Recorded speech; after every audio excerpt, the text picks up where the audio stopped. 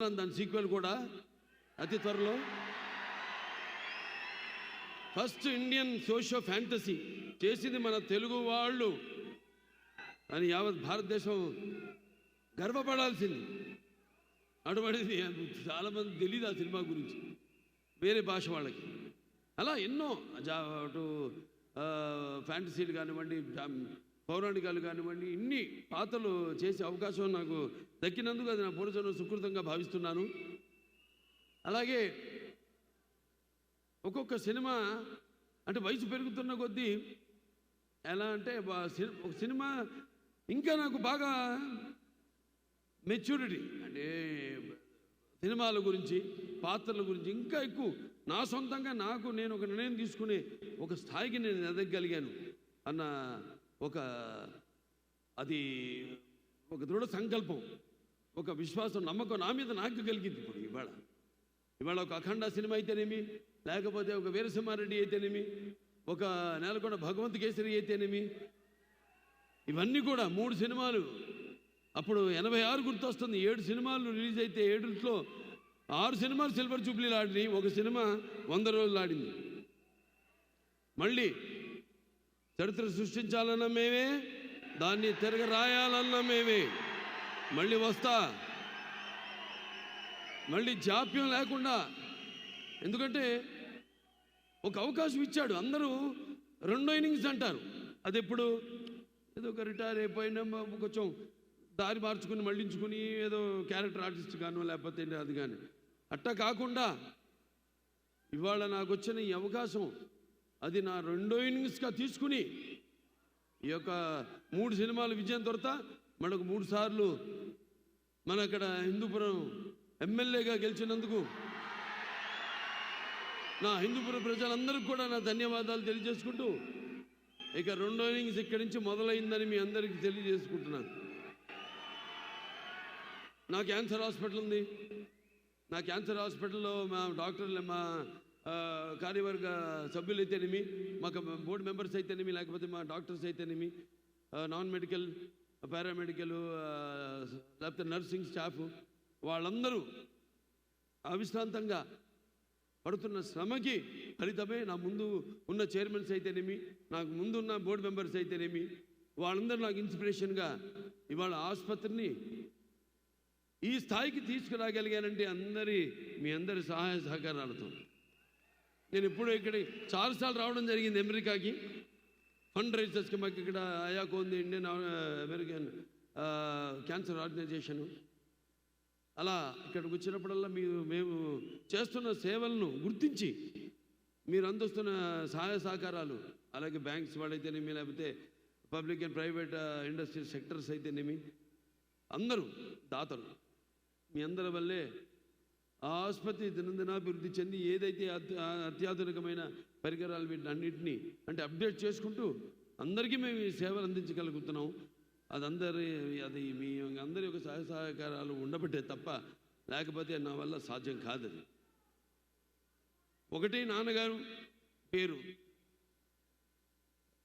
రెండోదేమో అమ్మగారి పేరు.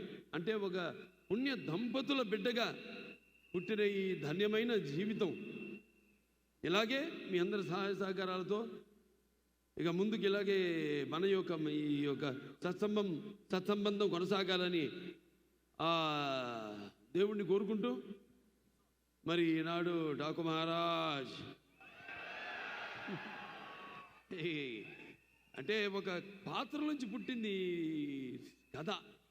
ఇప్పుడు చెప్తుంటా చాలా సందర్భాల్లో ఒక పంచపక్ష పరిమాణం వడ్డించిన విస్తరి కావచ్చు, ఫుల్లీ లేడ్ ప్లాటర్, లేకపోతే ఒక పాత్రలో ఇచ్చి, లేకపోతే ఒక సన్నివేశంలో నుంచి ఏదో మన జీవితంలో జరిగిన దాంట్లో నుంచి, లేకపోతే ఇంకో సినిమాలు చూసి, వేరే భాష సినిమాలు చూసి ఇన్స్పైర్ అయ్యి అందులోంచి ఒక కథ పుట్టుకొస్తుందని. డాకు మహారాజ్ పుట్టింది ఆదిత్య 369 సినిమాలో. నేను శ్రీకృష్ణదేవరాయలు కృష్ణ కుమారుని కాపాడుతాడు బాణంతో ఉరి తీస్తున్నప్పుడు, ఆ పాత్రలోంచి పుట్టిన కథ డాకు మహారాజ్ పాత్ర. ఆ వేషధారణ వాచకం, ఆంగికం అన్నీ కూడా పుట్టింది ఒక పాత్రలోంచి. ఆ పాత్ర చుట్టూ ముందు కథ పాత్ర అనుకున్నాం ఇలా ఉంటే బాగుంటుందని, ఆ తర్వాత దాని చుట్టూ కథ అల్లడం జరిగింది. కథ కూడా ఇలాంటి కథ కాదు మరి, ఎందుకంటే బాలకృష్ణ సినిమాని కానీ నాకెంతో బాధ్యత ఉంది సమాజం వైపు. సినిమా అంటే నిన్నట్టే ఎన్నో సందర్భాల్లో కళ్ళు మూసుకున్నప్పుడు కలిగేది కలగంటున్నప్పుడు కలిగేది, అలాగే నిద్రపోతున్న సమాజాన్ని మేల్కొల్పేది కళని.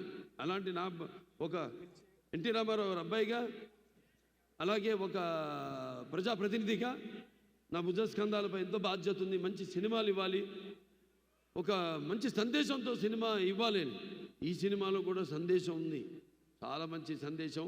రేపు చూస్తారు మీరే, 12 విడుదల కాబోతుంది. సో ఇలా చేసుకుంటూ ఒక్కొక్క పాత్రని ఎలా ఉంటే బాగుంటుంది ఏంటనేది, ఇది ఒక సమిష్టి కృషిగా భావిస్తాను నేను. ఇప్పుడు ఏ సినిమా అయినా సరే ఏ ఒక్కడి వల్ల కాదు సినిమా. సో అలాగే నిర్మాత నాగవంశీ గారికి నా మీద, బాబీ డైరెక్టర్ గారి మీద ఉన్న నమ్మకం, మీ ఇద్దరం కూర్చుని మరి అంతా డిస్కస్ చేసి సబ్జెక్ట్ ఎలా ఉంటే బాగుంటుంది అని ఒక డిజైన్ చేసుకుని సబ్జెక్ట్ని చేసిన సినిమాని రేపు రాబోతున్న మన డాకు మహారాజ్. డాకు మహారాజ్ టైటిలే చాలా, ప్రతి టైటిల్ నాకు ఒక ఛాలెంజ్.